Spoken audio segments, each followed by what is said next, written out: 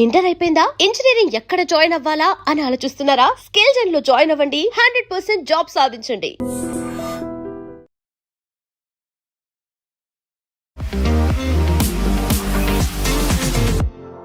Welcome to news and నిజాలు. This is Lumbini.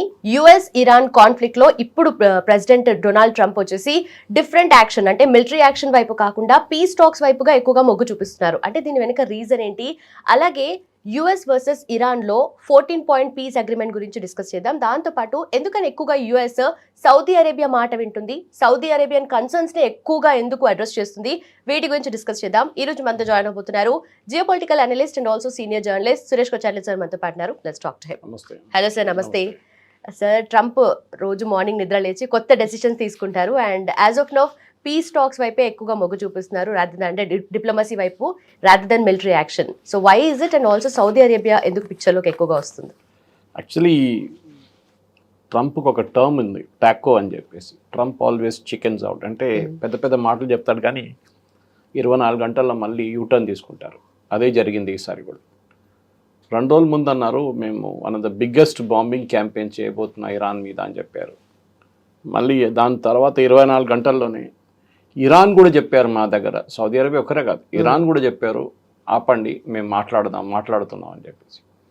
కానీ ఎక్కడ మాటలు నడవట్లేదు. It is just a game of bluff అంతే. ట్రంప్కి ఏంటంటే ఒకటి, ఈ యుద్ధం ముందుకు తీసుకెళ్తే ఆయనకు తెలుసు ఇప్పుడు ఆయిల్ ప్రైసెస్ ఆల్రెడీ 90 దాటింది, 100 దాకా వచ్చేస్తుంది. ఇప్పుడు స్ట్రెయిట్ ఆఫ్ హార్మూజ్ ఎప్పుడు దాకా క్లోజ్ ఉంటుందో ఈ ప్రాబ్లం మళ్ళీ అంత యాక్యూట్ అవుతుంది. అటువైపు బాబల్ మందేబ్ స్ట్రెయిట్ని క్లోజ్ చేసి రెడ్ సీలో గల్ఫ్ ఆఫ్ ఏడెన్ నుంచి సౌదీ అరేబియా ఆయిల్ ఎక్స్పోర్ట్స్ అక్కడి నుంచి కూడా వెళ్తుంది. వాళ్ళకి పోర్ట్ ఉంది, Yanbu, east west pipe line ఒకటి ఉంది, దాని నుంచి యాన్బుక్ వస్తుంది. ఆల్మోస్ట్ అప్రాక్సిమేట్లీ 4 నుంచి 5 మిలియన్ బ్యారెల్స్ పర్ డే దాని నుంచి పంప్ చేస్తారు. అది ఇప్పుడు ఆగిపోయింది. అది కాకుండా సూయజ్ కెనాల్ వైపు కూడా మొన్న ఒక దాడి జరిగింది, ఎవరు చేశారో తెలియదు. సో ఈజిప్ట్ చాలా కోపంగా ఉన్నారు, వాళ్ళు కూడా మా మీద ఎందుకు దాడి చేస్తున్నారు, మేము యుద్ధంలో అసలు లేము. సో ఆ పరిస్థితుల్లో ఇప్పుడు అక్కడ మొత్తం గందరగోళం ఉంది, ఎవరు ఏం చేస్తున్నారు ఎవరికి అర్థం కావట్లేదు. సౌదీ అరేబియా ఏమో హూతీల మీద దాడి చేస్తున్నారు, అదే టైంలో బహ్రెయిన్, కువైత్ కూడా దాడి చేశారు ఇరాన్ మీద అని చెప్తున్నారు, మనకు తెలియదు, ప్రూఫ్ లేదు. ఇరాన్ ఏం మాట్లాడలేదు. ఇప్పుడు కొన్ని రోజుల నుంచి 2 రోజుల నుంచి ఇరానియన్ ప్రెసిడెంట్ కానీ, Iranian speaker of parliament Ghalibaf కానీ, వాళ్ళ ఫారెన్ మినిస్టర్ అరాచి కానీ, వీళ్ళు ఎవరు మాట్లాడలేదు ఎక్కువ. లేకుంటే అరాచి అట్లీస్ట్ వెరీ వాల్యుబుల్, ఆయన ఎప్పుడు ఏదో ఒక మాట చెప్తుంటాడు, కానీ వీళ్ళు ముగ్గురు మాట్లాడలేదు. ఇరాన్ లేదన్నా సంక్షోభం ఉందా, ఇరాన్ లేదన్నా ఒక రెవల్యూషనరీ గార్డ్స్ అండ్ పొలిటీషియన్స్ నడమిట్లేదని గొడవ ఉందని తెలియదు మనకి. సో ప్రెసిడెంట్ ట్రంప్ మీరు అడిగిన ప్రశ్నకి సౌదీ అరేబియా ఈ డీల్లో ఎక్కడొచ్చారు? ఇప్పుడు దాకా వాళ్ళు లేరు దీంట్లో. ఇన్ఫ్యాక్ట్ సౌదీ అరేబియాకి ఇరాన్కి ఎప్పుడు పడదు. దీనికన్నా ముందు కూడా కొన్ని సంవత్సరాల ముందు సౌదీ అరేబియా ఇరాన్ నుంచి వచ్చే హజ్కి వచ్చే పిలిగ్రిమ్స్ని బ్యాన్ చేశారు. థింక్ ఇట్ అబౌట్ కోవిడ్ కన్నా ముందు 10 సంవత్సరాలు అయిందనుకుంటా. దానికి కారణం అంటే అక్కడ వచ్చి వాళ్ళు పొలిటికల్ గొడవ చేస్తున్నారు అండ్ అక్కడ స్లోగన్స్ రేస్ చేస్తున్నారు. సో మేము వీళ్ళని అలో చేయమని చెప్పి, జస్ట్ లైక్ పాకిస్తాన్ నుంచి ఎందుకు అలో చేయరంటే వాళ్ళు అక్కడ వచ్చి బిచ్చం అడుగుతారంట, దానికోసం they will become beggars after, return వెళ్ళకుండా అక్కడే ఉండిపోతారు, బెగ్గింగ్ చేస్తారని చెప్పి పాకిస్తాన్ నుంచి ఉన్న పిలిగ్రిమ్స్ని కూడా బ్యాన్ చేశారు కొన్ని రోజులు. సౌదీ అరేబియాకి ప్రాబ్లం ఏంటంటే ఈ యుద్ధంలో ఇప్పుడు వాళ్ళు కూడా చిక్కపోయారు. దీని ముందు వాళ్ళు అంత యాక్టివ్గా వాళ్ళ మీద బాంబింగ్ లేకుండే, కానీ ఇప్పుడు హూతీలు దిగిన తర్వాత సౌదీ అరేబియాకి కూడా ప్రాబ్లం అయిపోయింది. ఇప్పుడు సౌదీ అరేబియా యూజువలీ న్యూట్రల్గా ఉంటారు ఇట్లాంటి దాంట్లో. వాళ్ళకి ఒకటే ఏమేంటంటే ఇస్లామిక్ వరల్డ్లో వాళ్ళే లీడర్ అని చూపించుకోవాలి, ఎందుకంటే వాళ్ళు custodians, Mecca and Medina, 2 of the holiest sites of ఇస్లాంలో వాళ్ళ దగ్గర ఉంది, మేమే ఖలీఫాలు అని చెప్పుకుంటారు. టెక్నికలీ కాదనుకోండి, కానీ టర్కీ అంటారు మేమే ఖలీఫాలు, అంటే కాదు, we are the leaders of the Muslim world అని. ఇది అన్ని దేశాలు ట్రై చేస్తున్నారు, ఖతర్ ట్రై చేస్తున్నారు. ఓకే, ఒకవైపు ఇండోనేషియా అంటారు మేమే వరల్డ్లో లార్జెస్ట్ ముస్లిం పాపులేషన్, మా తర్వాత భారతదేశం ఉంది, వీళ్ళెవరు వచ్చి చెప్పడానికి that we are the rulers of the Islamic republic అని అక్కడొక గొడవ ఉంది. ఇస్లామిక్ దేశాల్లో ఈ ఇరాన్, ఇజ్రాయెల్, యుఎస్ యుద్ధం చాలా మటుకు మార్పులు తీసుకొచ్చింది. ఒక పొలిటికల్ రీఅలైన్మెంట్ జరుగుతుంది. ఎప్పటి నుంచో చాలా సంవత్సరాల నుంచి యుఎస్ ఒక గ్యారంటీ ఇచ్చారు ఈ ఇస్లామిక్ నేషన్స్కి, మీ మీద ఎవరైనా దాడి చేస్తే మేము మిమ్మల్ని కాపాడుకుంటామని. సో దానికి తట్టుగా వాళ్ళు ఏం చేస్తారంటే బేసెస్ పెట్టుకున్నారు, యుఎస్ బేసెస్. అది నేవీ ఉండొచ్చు, బహ్రెయిన్లో ఉన్న యుఎస్ ఫిఫ్త్ ఫ్లీట్ ఉండొచ్చు, లేకుంటే ఖతార్లో ఉన్న Al Udeid air base which is the biggest one అనమాట. చాలా పెద్ద ఎయిర్వేస్. 6,000 నుంచి 8,000 మంది American service men and service women పనిచేస్తారు దాంట్లో. అది కాకుండా దుబాయ్ అంటే ఎమిరేట్స్లో, అది కాకుండా మళ్ళీ ఖత్తర్ అండ్ కువైత్, ఇటు Saudi Arabia and even Jordan, ఇక్కడ అన్ని వీళ్ళకి బేసెస్ ఉందన్నమాట. ఇప్పుడు ఇరాన్ ఏం చేస్తున్నారంటే ఈ యుద్ధం మొదలైనప్పటి నుంచి ఎప్పుడైనా ఇరాన్ మీద దాడి చేస్తే, యుఎస్ దాడి చేస్తే, ముందు ఇజ్రాయెల్ కూడా ఉన్నప్పుడు వాళ్ళు ఏం చేస్తారంటే ఈ పక్కనున్న దేశాల మీద దాడి చేస్తున్నారు. ఇప్పుడు ఈ పక్కనున్న దేశాలు ఏమి అడుగుతున్నారంటే మేమేం తప్పు చేసామని అడుగుతున్నారు. ఇరాన్ ఏమంటున్నారు, మీరు యుఎస్ బేసెస్ని ఎందుకు ఉంచుకున్నారు మీ దగ్గర, యుఎస్ బేసెస్ ఉన్నప్పుడు దాకా మేము మీ మీద దాడి చేస్తాం. సరే యుఎస్ బేసెస్ మీద దాడి చేస్తారంటే అది కూడా కాదు, అది జరుగుతుంది. కానీ యుద్ధం మొదలైనప్పుడు మీకు గుర్తుంటుంది, one of the first bombing campaigns Iran చేసింది దుబాయ్ ఇంటర్నేషనల్ ఎయిర్పోర్ట్ మీద చేశారు. ఫస్ట్ అక్కడ అమెరికన్ బేసెస్ ఎక్కడ ఉంది, అక్కడ లేదు. దుబాయ్లో ఉంది అనుకోండి, యుఏలో ఉంది, కానీ అక్కడ కాదు. సో న్యాచురల్లీ ఏంటంటే వాళ్ళ ఎకానమీని కొట్టడానికి ట్రై చేశారు. ఇదే స్ట్రాటజీ వాళ్ళు ఖత్తర్ మీద కూడా ఉపయోగించారు. ఖత్తర్ ఆయిల్ ఫీల్డ్స్ మీద కొట్టారు. అక్కడ యుఎస్ వాళ్ళ ఆయిల్ ఫీల్డ్స్ మీద, ఇరానియన్ గ్యాస్ ఫీల్డ్స్ మీద కొడితే నార్త్ ఆయిల్ ఫీల్డ్స్ అంటారు, నార్త్ సీ ఆయిల్ ఫీల్డ్స్, అక్కడ వీళ్ళు ఖత్తర్ మీద బాంబ్ చేశారు. సో ఒక క్విట్ ప్రోకో లాగా, మీరు మా మీద బాంబ్ చేస్తే మేము వాళ్ళ మీద బాంబ్ చేస్తాం. సేమ్ థింగ్ ఫిఫ్త్ ఫ్లీట్ అనేది US navies one of the biggest fleets అనమాట. అది బహ్రెయిన్లో ఉంది. సో ఎప్పుడైనా అమెరికా దాడి చేస్తే ఇరాన్ మీద, ఇరాన్ ఫిఫ్త్ ఫ్లీట్ మీద కొడతారు. అండ్ ఫిఫ్త్ ఫ్లీట్ ఇంకా చాలా డేంజరస్ పొజిషన్ ఉంది, ఎందుకంటే నీళ్ళల్లో ఉంటుంది ఎప్పుడు, అది దాన్ని ఎప్పుడు దాచిపెట్టలేము మీరు. వేరేజ్ ఎయిర్క్రాఫ్ట్ అంటే మీరు మూవ్ చేసుకోవచ్చు దాన్ని ఇంకో టెరిటరీకి. మొన్న జార్డన్లో ఉన్న ఒక యుఎస్ ఎయిర్ఫేస్ మీద కొడితే 3 చనిపోయారు సోల్జర్స్, మీకు గుర్తుంటుంది.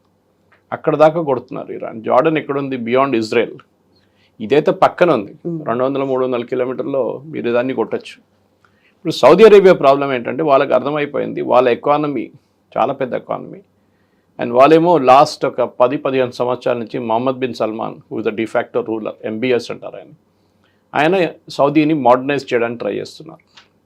ముందు అక్కడ ఉన్న మహిళలు బుర్కా వేసుకోవాలి, వాళ్ళకి డ్రైవింగ్ లైసెన్స్ ఇవ్వరు, వాళ్ళకి ఓటింగ్ రైట్స్ లేకుండే.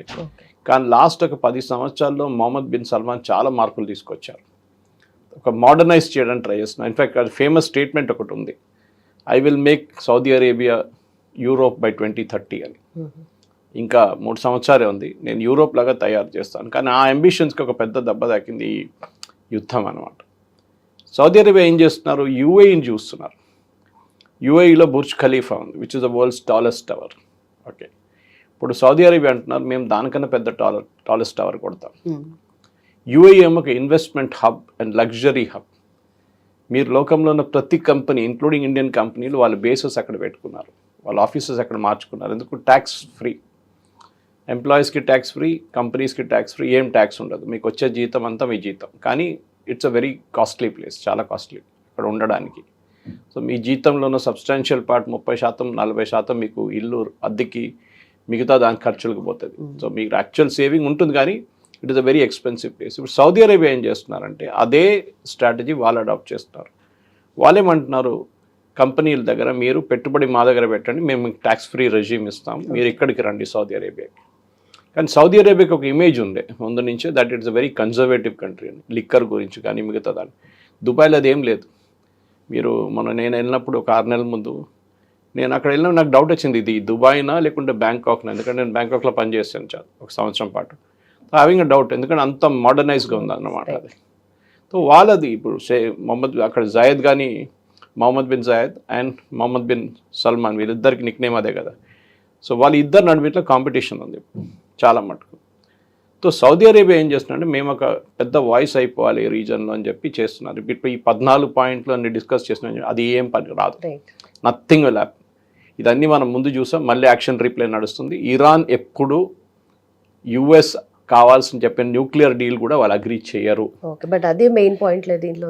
ఒక వారం తర్వాత మీరు చూడండి, it will go back to bombing again. దీనికన్నా ముందు చూసాం, మళ్ళీ అదే జరుగుతుంది. ఇది సౌదీ అరేబియా చెప్పిన మాటకు వీళ్ళు పట్టించుకోవాలని లేదు, ఇరాన్ అస్సలు పట్టించుకోరు. ఎందుకంటే ఒకటి, వీళ్ళిద్దరు డిఫరెంట్ టెనెట్స్ ఆఫ్ ఇస్లాం నుంచి వస్తారు. Iran is a Shia nation, Saudi Arabia Sunni. వరల్డ్లో సున్నీస్ మెజారిటీ 10% షియాలు ఉంటారు మన దగ్గర. మన నిజాం ఇక్కడ ఉన్న రూలర్స్ పర్షియా నుంచి వచ్చిన వాళ్ళు దే ఆర్ షియాస్, వాళ్ళు షియాస్ ఉండే అనమాట. So large part of Hyderabad population Shias. వాళ్ళ దగ్గర వాళ్ళ కాన్సెప్ట్ డిఫరెంట్ ఉంటుంది. వాళ్ళకి సున్నీస్కి ఎప్పుడు పడదు. షియాస్ మొహరం అబ్జర్వ్ చేస్తారు, సున్నీలు చేయరు.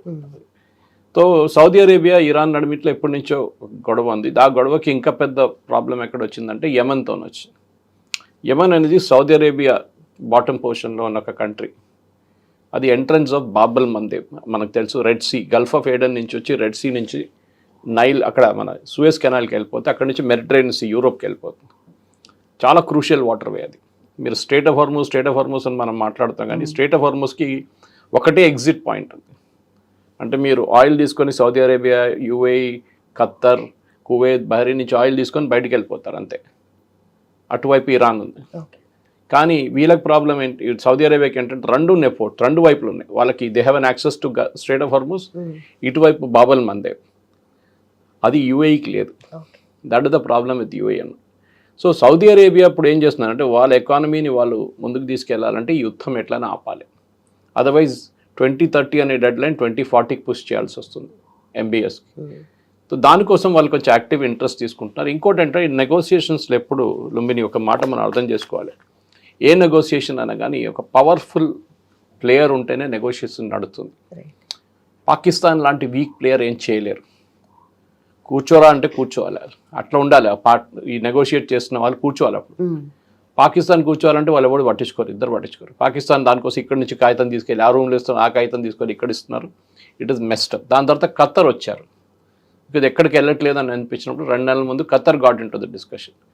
దానికన్నా చాలా రోజుల ముందు మనకు తెలిసి even in July last year Oman was involved in this negotiation. అప్పుడు ఆల్మోస్ట్ వీళ్ళు డీల్ దగ్గర వచ్చారు జెనీవాలో. అప్పుడు జూలైలో ఇజ్రాయెల్ అండ్ యుఎస్ కలిపి వాళ్ళ ఇరాన్ న్యూక్లియర్ ఫెసిలిటీస్ మీద దాడి చేశారు. యుఎస్ వాళ్ళ B-52 బాంబర్స్ యూస్ చేశారు. దాని తర్వాత నెక్స్ట్ మనం చూసాం ఆల్మోస్ట్ డిసెంబర్లో వీళ్ళిద్దరు నడుమిట్ల మళ్ళీ జెనీవాలో ఒక డిస్కషన్ జరిగింది. Oman was a mediator. ఒమాన్తోని రెడీగా అయిపోయారు సంతకం పెట్టడానికి ఇరాన్. మళ్ళీ బాంబింగ్ జరిగింది ఫిబ్రవరి 28. సో ఒమాన్ దాని నుంచి పక్కన జరిగిపోయారు. వీఆర్ నాట్ ఇంట్రెస్టెడ్, ఎందుకంటే మేము ఎప్పుడు కూర్చున్నా కానీ వీరు బాంబే వేసేస్తున్నారు. అప్పుడే ఇప్పుడు సౌదీ అరేబియా దిగారు. సౌదీ అరేబియా అంటున్నారు మేము మాట్లాడుతున్నామని, కానీ ఏం మాట్లాడుతున్నారో ఎవరికి అర్థం కావట్లేదు. బికాజ్ ఈ 14 పాయింట్ MOU మీరు చెప్పింది ఎవ్వరు పట్టించుకోరు. యుఎస్కి కావాల్సిన కండిషన్ ఏంటి, Iran should not have a nuclear weapon, straight of Hormuz completely ఓపెన్గా ఉంచుకోవాలి. ఇరాన్ చాలా క్లియర్గా తెలుసు, ఏ దేశం దగ్గర న్యూక్లియర్ టెక్నాలజీ ఉండదో, న్యూక్లియర్ వెపన్ ఉండదో వాళ్ళని ఎవరు పట్టించుకోరు. మీరు ఎగ్జాంపుల్ నార్త్ కొరియా తీసుకోండి. నార్త్ కొరియా క్వైట్గా కూర్చుంటారు, డిక్టేటర్, 1 పార్టీ రూల్, అక్కడ ఏం జరుగుతుంది ఎవ్వరికి తెలియదు. కానీ వాళ్ళ దగ్గర న్యూక్లియర్ వెపన్స్ ఉంది. దానికోసం ఎవ్వరు వెళ్ళి వాళ్ళ దగ్గర గొడవ చేయరు. కిమ్ జాంగ్ ఉన్ అబ్సల్యూట్ లీడర్గా అక్కడ కూర్చున్నారు. మీరు ఇజ్రాయెల్ని తీసుకోండి. Israel is a nuclear power, కానీ ఓపెన్గా వాళ్ళు డిక్లేర్ చేయలేదు. ఇంకా మనలాగా పాకిస్తాన్ లాగా they have not declared that మా దగ్గర న్యూక్లియర్ వెపన్స్ ఉందని చెప్పేసి.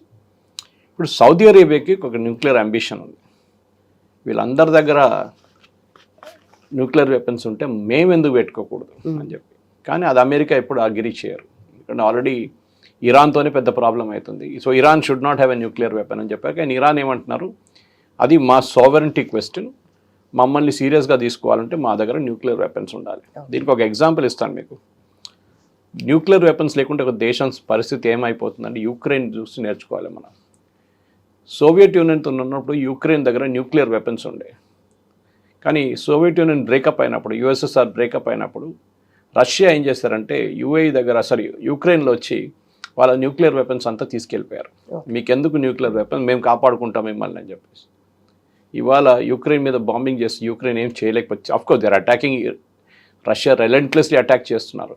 ఇన్ఫ్యాక్ట్ డామినెన్స్ ఉన్నారు ఇప్పుడు వాళ్ళకి. కానీ అది కన్వెన్షనల్ వెపన్స్, మిసైల్స్ కానీ మిగతా ఎయిర్క్రాఫ్ట్ బాంబింగ్ కానీ అట్లా నడుస్తుంది. కానీ వాళ్ళ దగ్గర న్యూక్లియర్ వెపన్ లేదు. న్యూక్లియర్ వెపన్ ఉంటే రష్యా మాట్లాడుతుండే వాళ్ళతో కూర్చొని ఇప్పుడే ఇమీడియట్గా. అదొకటనమాట. ఇదే స్ట్రాటజీ లిబియా ట్రై చేశారు కర్నల్ గదాఫీ ఉన్నప్పుడు. వాళ్ళు కూడా న్యూక్లియర్ వెపన్ తెచ్చుకోవాలి మేమని చెప్పి మొదలుపెట్టారు. దాన్ని ఇరాన్ వచ్చి బాంబ్ చేసి పడేశారు. సదాం హుసేన్ ట్రై చేశారు. సేమ్ న్యూక్లియర్ వెపన్ తయారు చేయడానికి ఒక రియాక్టర్ కూడా తయారు చేసుకున్నారు ఒక పవర్ ప్లాంట్ కోసం. వీళ్ళందరూ ఏం చేస్తారంటే లుంబిని వీళ్ళు ఒక పవర్ ప్లాంట్ స్టార్ట్ చేస్తారు. ఇప్పుడు మన దగ్గర కల్పాకం ఉంది, మన దగ్గర కైగా ఉంది, మన దగ్గర చాలా ఉన్నాయి న్యూక్లియర్ పవర్ ప్లాంట్స్. ఫస్ట్ మనం ముంబైలో స్టార్ట్ చేసాం ఒక చిన్న రియాక్టర్ నుంచి అప్సరాని. కానీ అక్కడి నుంచి మనం కమర్షియల్కి వెళ్ళిపోయాం మనం కంప్లీట్లీ. మన దగ్గర కూడంకులం ఉంది. So we have lot of nuclear plants అన్నమాట. కానీ ఇప్పుడు మనం ఇంకా ఎక్స్పాండ్ చేయబోతున్నాం చాలా మటుకు. మన దగ్గర నుంచి మోదీ గవర్నమెంట్ ప్లాన్ వేసిన దాని ప్రకారం ఆల్మోస్ట్ 3 to 4 times ఇప్పుడున్న కెపాసిటీని పెంచిపోతున్నాం మనం. కానీ ఇప్పుడు ఏ దేశమైనా వాళ్ళు ఫస్ట్ ఒక న్యూక్లియర్ పవర్ ప్లాంట్ పెట్టుకుంటారు. దాంతోపాటు ఏం చేస్తుంది, దాంట్లో ఉన్న న్యూక్లియర్ ఫ్యూయల్ వాడుకున్న తర్వాత దాన్ని సేఫ్గా ఒక ప్లేస్లో ఉంచుకోవాలి. ఎందుకంటే దాని లైఫ్ చాలా ఉంటుంది. ఓకే, మనం ఫిజిక్స్ చదువుకున్నప్పుడు మనం చూసాం, కెమిస్ట్రీ చదువుకున్నప్పుడు అంతా ఒక యురేనియంది హాఫ్ లైఫ్ ఎంత ఉంటుంది అనేది సంవత్సరాలు పడుతుంది. దాన్ని డ్రమ్లో వేసి సీల్ చేసి డెజర్ట్లో పెడతారనమాట. సో దాన్ని సేఫ్గా ఉంచుకోవాలి. కానీ వీళ్ళేం చేస్తారంటే దాన్ని రీప్రోసెస్ చేస్తారు. లిబియా లాంటి దేశాలు, ఇరాక్ లాంటి దేశాలు ట్రై చేశారు. ఈవెన్ ఇరాన్ కూడా. వాళ్ళ దగ్గర హై లెవెల్ సెంట్రిఫ్యూజ్ ఉంది. మీరు కాలేజ్లో వెళ్ళి చదువుకున్నప్పుడు గుర్తుంటుంది మీకు. సెంట్రిఫ్యూజ్ అంటే violently it will keep test tubes ఉంటుంది, అది తిరుగుతుంది అండ్ మ్యాటర్ విల్ సపరేట్ అనమాట. ఇది యురేనియం టెక్నాలజీ. సౌదీ అరేబియాకి ఈ టెక్నాలజీ కావాలి ఇప్పుడు. అది వాళ్ళకి దొరకాలంటే యుఎస్ అగ్రీ చేయాలి. సో యుఎస్ అగ్రీ చేయట్లేదు. కానీ ఇప్పుడు కొత్తగా ఒక సంవత్సరం ముందు President Trump and Mohammed bin Salman ఒక సంతకం పెట్టారు, ఒక ఒప్పందం చేశారు. దట్ సౌదీ అరేబియాకి ఒక న్యూక్లియర్ పవర్ ప్లాంట్ మేము ఇస్తామని చెప్పి యుఎస్ ఒక డీల్కి వచ్చారు. కానీ సౌదీ అరేబియా ఏమంటున్నారంటే మేము ఎన్రిచ్మెంట్ కూడా చేసుకుంటాం. అది it is not agreeable. Moment enrichment అంటే ఏంటంటే ఒక న్యూక్లియర్ ప్లాంట్ నడిపేయడానికి మీకు 3.67% ప్యూరిటీ చాలు యురేనియంది. కానీ మీరు దాని నుంచి పెంచుకొని 10, 20, 30, 40 వెళ్ళంగానే అలారం బెల్స్ మొదలవుతుంది. వీళ్ళు ఏదో చేయబోతున్నారని చెప్పేసి. ఎందుకంటే మీకు 30% అక్కర్లేదు, 3.67% చాలు. ఇప్పుడు మన దగ్గర చర్లపల్లిలో న్యూక్లియర్ పవర్ ప్లాంట్ ఉంది, nuclear power complex, NFC nuclear fuel complex. ఈ న్యూక్లియర్ ఫ్యూయల్ కాంప్లెక్స్లో మనం యురేనియం రాడ్స్ తయారు చేస్తాం. అంటే బయట నుంచి ఇప్పుడు ఆస్ట్రేలియా నుంచి తెచ్చుకుంటున్నాం, కెనడా నుంచి తెచ్చుకుంటాం. మన దగ్గర యురేనియం చాలా తక్కువ ప్రొడక్షన్. కానీ బయట నుంచి వచ్చి తీసుకొస్తున్న యురేనియంని రాడ్స్గా కన్వర్ట్ చేసి దాన్ని పవర్ ప్లాంట్స్కి పంపిస్తాం. It's very complicated technology. So చర్లపల్లిలో అది చేస్తారు. ఆల్ ఓవర్ ఇండియా అన్ని న్యూక్లియర్ పవర్ ప్లాంట్స్కి మన దగ్గర ఇక్కడ తయారవుతుంది ఫ్యూయల్ రాడ్స్. ఈ ఫ్యూయల్ రాడ్స్ని కంట్రోల్ చేయడం, దాన్ని రీప్రోసెస్ చేసినప్పుడు అంటే యూజ్ చేసిన తర్వాత రీప్రోసెస్, అంతా చాలా మట్టుకుని పెద్ద టెక్నాలజీ. ఇప్పుడు సౌదీ అరేబియా ఏమంటున్నారు, మాకు ఇది కావాలి, లేకుంటే మేము రష్యా దగ్గర నుంచి తెప్పించుకుంటాం. ఈ ప్రాబ్లం ఇరాన్ కూడా అయింది. ఇప్పుడు ఇరాన్లో ఉన్న ఒక బుషేర్ అని చెప్పి ఒక న్యూక్లియర్ పవర్ ప్లాంట్ ఉంది ఒకటి వాళ్ళ దగ్గర. వాళ్ళకి చాలా ఎక్స్టెన్సివ్గా న్యూక్లియర్ ఫెసిలిటీస్ ఉంది. ఫుర్దోలో ఉంది, తెహ్రాన్లో ఉంది, ఇస్ఫహాన్లో ఉంది. ఇట్లాంటి వాళ్ళ దగ్గర చాలా ప్లేసెస్లో వాళ్ళు డిస్ట్రిబ్యూట్ చేసుకున్నారు ఈ న్యూక్లియర్ ఫెసిలిటీస్ని. కానీ ఒక పవర్ ప్లాంట్ ఉన్నది ఒకటే వాళ్ళ దగ్గర బుషేర్లో ఉంది. మొన్న యుఎస్ వాళ్ళు దాని పక్కన ఉన్న కాంపౌండ్ వాళ్ళని బాంబ్ చేశారు, ఒక మిలిటరీ అవుట్పోస్ట్. కానీ ప్లాంట్ని ముట్టలేదు, ఎందుకంటే చాలా డేంజరస్. అది ముట్టితే మొత్తం రేడియేషన్ అయిపోతుంది, మళ్ళీ చుట్టుపక్కల 1000 kilometers దాకా it will impact. So Saudi Arabia ఏమంటున్నారు, మాకు ఈ న్యూక్లియర్ ప్లాంట్ కావాలి. సో యూఎస్ ఇప్పుడు సౌదీ అరేబియాని వింటున్నారు. సో మీ ఫస్ట్ క్వశ్చన్ ఆన్సర్ ఇప్పుడు వచ్చింది, ఎందుకు వింటున్నారు అని. యూఎస్కి బిజినెస్ చేయాలి వాళ్ళతో, లేకుంటే మళ్ళీ రేపు మొహమ్మద్ బిన్ సల్మాన్ అంటారు we are cancelling, we are going with Russia అని. ఇరాన్లో ఉన్న ఈ బుషేర్ పవర్ ప్లాంట్ రష్యన్స్ కట్టారు అండ్ రష్యన్స్ నడిపించారు. అందుకే ఇరాన్కి ఎక్స్పర్టీస్ లేదు పవర్ ప్లాంట్ నడిపించడానికి. మనలాగా అట్లా కాదు, మన కూడంకులం మనమే నడిపిస్తున్నాం. అది ఇప్పుడు 3 units అయింది, ఇంకా 3 units యాడ్ చేయడానికి పోతున్నారు. వీ ఆల్రెడీ హ్యావ్ అటువైపు కల్పాకం ఉంది మనకి, అక్కడ తమిళనాడు వైపున టు ద సీ అన్నమాట. సో వాళ్ళకి భయం ఏంటంటే యూఎస్కి రష్యన్స్ ఒకసారి వచ్చేస్తే సౌదీ అరేబియాకి వాళ్ళ యాక్సెస్ పోతుంది. రష్యాకి ఇంకో స్ట్రాటజీ ఉంది, అది టయోటా స్ట్రాటజీ అంటారు దాన్ని. టయోటా ఏం చేస్తారంటే ఇప్పుడు కాదు ముందు ఏం చేస్తారు, వాళ్ళ కారు చాలా చీప్ రేట్లో అమ్ముతుండేవాళ్ళు. జపాన్ కారు మన దగ్గర కాదు, జనరల్లీ ఓవరాల్ కారు చాలా చీప్ రేట్కి అమ్ముతారు. స్పేర్ పార్ట్లు చాలా ఎక్స్పెన్సివ్ ఉంటుంది. వాళ్ళ స్పేర్ పార్ట్స్ మీకు ఎక్కడ దొరకదు. సో ఏదో మీరు రాణిగంజ్కి వెళ్ళి తెచ్చుకోవడం అట్లా ఉండదు వాళ్ళ దగ్గర. సో ఆ స్ట్రాటజీ రష్యా కూడా అడాప్ట్ చేస్తారు న్యూక్లియర్ టెక్నాలజీలో. రష్యా ఏం చేస్తారంటే పవర్ ప్లాంట్ చాలా చీప్గా ఇస్తారు, కానీ ఏమంటారు ఫ్యూయల్ రాడ్స్ దాంట్లో వెళ్ళే ఫ్యూయల్ మేమే ఇవ్వాలి, మీ ఇంకా ఏ ఫ్యూయల్ మీరు వాడలేరు దాంట్లో. So they are stuck with Russia అన్నమాట, ఇంకా వాళ్ళు ఏం చేయలేరు. సౌదీ అరేబియా కూడా రష్యాతో నెగోషియేట్ చేయడానికి ట్రై చేశారు, చైనాతో నెగోషియేట్ చేశారు. అది విన్నప్పుడు యూఎస్కి టెన్షన్ అయిపోయింది. దీనికన్నా ముందు సౌదీ అరేబియా అడిగినప్పుడు యూఎస్ ఇవ్వలేదు. సో సౌదీ అరేబియా ఇప్పుడు యుఎస్ మీద ఒక పట్టు వాళ్ళకు ఉంది, that nuclear power plant. So మీరు ఈ యుద్ధం ఆపితేనే మేము ఈ న్యూక్లియర్ పవర్ ప్లాంట్ని అనుమతిస్తాం, అప్పుడు దాకా మేము పెట్టలేదు, ఎందుకంటే రేపు ఇరాన్ దాని మీద కూడా దాడి చేయొచ్చు. It's be the most catastrophic thing అనమాట. సో ఈ జరగకుండా చూసుకోవాలి వీళ్ళు. సో దానికోసం సౌదీ అరేబియా ఇప్పుడు యుఎస్తో మాట్లాడుతున్నారు అనమాట. అది ఇంకా ముందుకు ఎట్లా వెళ్తుంది మనం చూడాల్సింది, ఎందుకంటే ప్రెసిడెంట్ ట్రంప్ ఎంత నెగోషియేట్ చేసినా, ఇప్పుడు సౌదీ అరేబియా నెగోషియేట్ చేస్తున్నా కానీ, ఖతార్ నెగోషియేట్ చేసినా కానీ, పాకిస్తాన్ నెగోషియేట్ చేసినా కానీ, ఒమాన్ నెగోషియేట్ ఇరాన్ ఎక్కడున్నారో వాళ్ళు అక్కడే ఉంటారు. Iran is a very hard negotiator. ఇది అర్థం చేసుకోవాలంటే మనం ప్రెసిడెంట్ ఒబామా టైంలో ఒక ఒప్పందం ఉండే JCPO అని చెప్పేసి, సేమ్ ఇరాన్ న్యూక్లియర్ డీల్. అప్పుడు ఇరాన్ దగ్గర ఏం చెప్పారంటే 2 సంవత్సరాలు నెగోషియేట్ చేశారు, 2 సంవత్సరాలు. Okay, senator John Kerry who the secretary of state అప్పుడు under president I think it was Barack Obama. ఆ టైంలో నెగోషియేట్ చేసి 2 సంవత్సరాల్లో చేసిన deal JCPO deal. JCPO deal solid deal ఉండే. అంటే దాంట్లో ఇరాన్ చాలా క్లియర్గా చెప్పారు, నెక్స్ట్ 15 సంవత్సరాలు మేము యురేనియంని 3.67 నుంచి పైకి తీసుకెళ్ళాము. దానికోసం ఇన్స్పెక్షన్స్ కానీ అన్ని సర్ప్రైజ్ ఇన్స్పెక్షన్స్ అన్నీ మీరు చేసుకోవచ్చు. ఇంకోటి ఏం చేశారంటే వీళ్ళు Russia, China, Germany, UK and US వీళ్ళందరూ సంతకం పెట్టారు ఆ డాక్యుమెంట్ మీద, JCPO మీద. సో ఏమైందంటే వరల్డ్ వైడ్ ఒక రెస్పాన్సిబిలిటీ అయిపోయింది అందరిది. ఎక్కువ US అండ్ వర్సెస్ ఇరాన్ ఒకటి కాకుండా, ఆర్ US వర్సెస్ మిక్కేన దేశం కాకుండా, సో ఇరాన్ని వాళ్ళు ఏం చేస్తారు, ఆల్మోస్ట్ పిన్ డౌన్ చేశారు. కానీ దాని నుంచి ప్రెసిడెంట్ ట్రంప్ రాగానే దాన్ని చింపి పక్కన పడేశారు JCPO. I don't agree with this అని చెప్పేసి ఇప్పుడు దాని నుంచి మళ్ళీ ఈ పరిస్థితికి వచ్చాం మనం. చూడాల్సింది ఇప్పుడు ముందుకెళ్తూ ఈ 14 పాయింట్ అగ్రిమెంట్ ఎక్కడికి వెళ్ళదు. You can take it in writing. ఇది ఒక పాజ్ అన్నమాట. కొన్ని రూమర్స్ ఏముందంటే US దగ్గర ఆయుధాలు లేవు, సప్లై చైన్ ప్రాబ్లం ఉంది, వాళ్ళు కొత్త ఆయుధాలు తెచ్చుకోవాలంటే టైం పడుతుంది, వాళ్ళకి ఇంకో 2-3 నెలల ప్రొడక్షన్లో US లో ఉన్న కంపెనీస్ ప్రొడ్యూస్ చేస్తున్నారు. అది ఆపడానికి మళ్ళీ ఏదో టాక్స్ వైపుగా వెళ్తున్నాం, డిప్లొమసీ వెళ్తున్నాం అని చెప్పి మాటలు. Correct, right. ఇరాన్ కూడా ఒకసారి అంటే ఇప్పుడు ఈ పాయింట్ ఆఫ్ టైంలో ఇరాన్ ఎంత హార్డ్ ఉన్నా కూడా కొంచెం నెగోషియేషన్ విషయంలో కొంచెం ఏదైనా వీక్ అయిపోయిందా, అంటే ఓవరాల్గా వాళ్ళకున్న మిలిటరీ పవర్ కానీ లేదంటే ఎకనామిక్ కండిషన్స్ని బేస్ చేసుకొని ఏమైనా వీకెన్ అయిందని అనిపిస్తుంది సార్? ఇరాన్ మెయిన్ ప్రాబ్లం ఏంటంటే వాళ్ళ ఎకానమీ మొత్తం ధ్వంసమైంది లాస్ట్ 15 సంవత్సరాలు. నాట్ ఈవెన్ 15, 47 అని చెప్పొచ్చు. 79లో జరిగిన ఖొమేనీ వచ్చినప్పుడు జరిగిన ఇరానియన్ రెవల్యూషన్లో అమెరికాలో అప్పుడు తెహరాన్లో ఉన్న అమెరికన్ ఎంబసీ లోపల దూరి అక్కడున్న ఎంబసీ స్టాఫ్ని హాస్టేజెస్గా ఉంచుకున్నారు 1 year ఆల్మోస్ట్. దాని తర్వాత పెద్ద నెగోసియేషన్ నడిచి వాళ్ళకి బయటకు తీసుకొచ్చారు. కానీ అప్పటి నుంచి ఇరాన్ మీద శాంక్షన్స్ ఉంది. ఇరాన్ బయట బిజినెస్ చేసుకోలేరు. తర్వాత న్యూక్లియర్ ఇష్యూ వచ్చినప్పుడు ఇరాన్ ఇంకా ఆయిల్ కూడా అమ్మలేరు మార్కెట్లో అని చెప్పేసి ప్రెసిడెంట్ బైడెన్ టైం నుంచి మళ్ళీ స్టార్ట్ అయింది. దానికన్నా ముందు బిల్ క్లింటన్ టైంలో కూడా ఉండే. వీళ్ళ మీద ఇప్పుడు వీళ్ళు అమ్మిన ఆయిల్ డబ్బులు కూడా బ్యాంకులు గుంజుకుంటున్నారు. ఇప్పుడు మీకు ఇప్పుడు వీళ్ళు అమ్మారనుకోండి ఇరాన్, మనకు అమ్మితే మనం ఆ డబ్బులు ఇరాన్కి ఇవ్వలేకపోతున్నాం. అది ఇమ్మీడియట్లీ అమెరికా ఫ్రీజ్ చేసేస్తున్నారు దాన్ని. సో వీళ్ళని బ్యాంకింగ్ సిస్టమ్ నుంచి బయట తీసేశారు. ఇప్పుడు రష్యా సంగతి కూడా అంతే. ఇరాన్ ప్రాబ్లం ఏంటంటే వాళ్ళ economy is totally gone completely. Inflation almost 100% ఉంది. కరెన్సీకి అసలు విలువ లేదు. ఒక ప్యాకెట్ బ్రెడ్ కావాలంటే చిన్న ఒక ఆటో లాంటి, మన దగ్గర ఉన్న ఆటో లాంటి దాంట్లో కరెన్సీ పెట్టి తీసుకెళ్ళాలి డింపి, అప్పుడు ఒక లోఫ్ బ్రెడ్ వస్తుంది.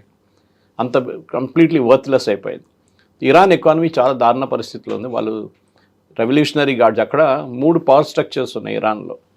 ఒకటి ముల్లాలు, ద రిలీజియస్ లీడర్స్, ఖమేనీ లాంటి వాళ్ళు. ఇప్పుడు ముస్తఫా ఖమేనీ వాళ్ళ ఫాదర్ ఉండే, దానికి ముందు అయతొల్లా ఖొమేనీ ఉండే. ఇంకొక పవర్ సెంటర్ ఏమో రెవల్యూషనరీ గార్డ్స్, ఇది వీళ్ళు అపాయింట్ చేసిందే. ఓకే, ఎవరు ముల్లాలు. మూడోదేమో పొలిటీషియన్స్, అరాచి, గాలిబాఫ్, పెస్కేషియాన్ వీళ్ళు ఉన్నారు. వీళ్ళు ముగ్గురు నడిమిట్లో ఎస్పెషలీ ఒక రెవల్యూషనరీ గార్డ్ అండ్ పొలిటీషియన్ నడిమిట్లో చాలా మటుకు ఘర్షణ నడుస్తుంది. ఇప్పుడు స్ట్రెయిట్ ఆఫ్ హార్మూజ్లో షిప్స్ మీద దాడి చేసి స్ట్రెయిట్ ఆఫ్ హార్మూజ్లో ట్రాఫిక్ ఆపినప్పుడు న్యాచురల్లీ US ఏమన్నారు, మేము మీ షిప్స్ కూడా ఆపేస్తా అని చెప్పి ఇరానియన్ షిప్స్ ఆపేశారు. ఇరాన్కి ఎక్కడి నుంచి రెవెన్యూ లేదు. ఇప్పుడు వాళ్ళకి ల్యాండ్ రూట్ నుంచి తీసుకెళ్ళాలంటే చాలా ఎక్స్పెన్సివ్ అవుతుంది ఆయిల్. ఫర్ ఎగ్జాంపుల్ మీ దగ్గర ఒక 2 మిలియన్ బ్యారెల్స్ ఉన్న ఒక సూపర్ ట్యాంకర్ తీసుకోండి, ఆయిల్ ట్యాంకరు. అది మీరు ట్రక్లో తీసుకెళ్లాలంటే పాకిస్తాన్ వైపు లేకుంటే తజికిస్తాన్ వైపు తీసుకెళ్లాలంటే మీకు 20,000 ట్రక్స్ కావాల్సి వస్తుంది. So it's physically not possible to send by land route. పైప్స్లో పంపించవచ్చు, కానీ ఇరాన్ దగ్గర పైప్స్ ఏం లేవు పంపించడానికి. అది కాకుండా మీరు చూసారు మొన్న స్ట్రెయిట్ ఆఫ్ హార్మూజ్కి వచ్చే కంప్లీట్ రోడ్స్ని బ్రిడ్జెస్ని కొట్టేశారు. వీళ్ళ చాలా పెద్ద ఒక వీళ్ళ బందర్ అబ్బాస్ అని చెప్పి వీళ్ళ పోర్ట్ ఒకటి ఉంది.